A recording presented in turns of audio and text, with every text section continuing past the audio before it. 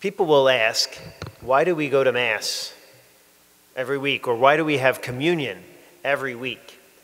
Other Christian denominations have communion, much less often. Why do we have daily Mass where we have communion? Why do we have weekly Mass where we have communion? Why do we have to be there? Well, this gospel, I think, tells us why we need to receive communion and be in the presence of what happens when Jesus gives us that great gift. It's because we can walk with God, and we know God is with us all the time. We don't have to be at Mass to be with God. That is certainly true. God is with us at all times, just like he was with the two disciples on the road to Emmaus. He was with them. They didn't know it. They didn't recognize him. But it was in the breaking of the bread when Jesus, as it says here, when he took the bread, said the blessing, broke it, and gave it to them, in the same manner that happens here at Mass, that they recognized him. And they had only heard or seen the breaking of the bread with Jesus once at the Last Supper. And in that one time, it left such an impression.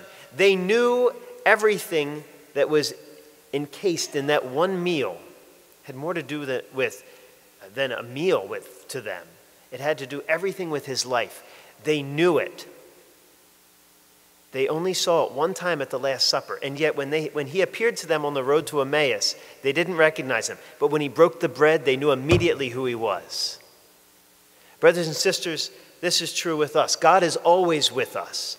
But at the Mass, when he gives us his body, which is taken first as bread, but then given to us as his body, and first as wine, which is given to us as his blood, we immediately are placed in his presence. We know who he is, and we know that he is with us.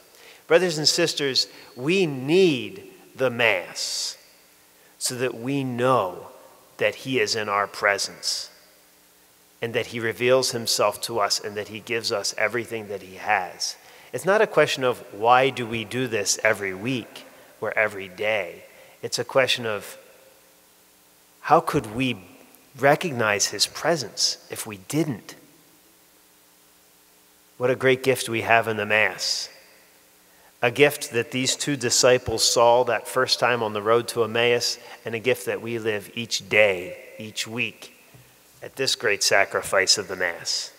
Praise be Jesus Christ, King of the universe. He is risen. He is risen indeed.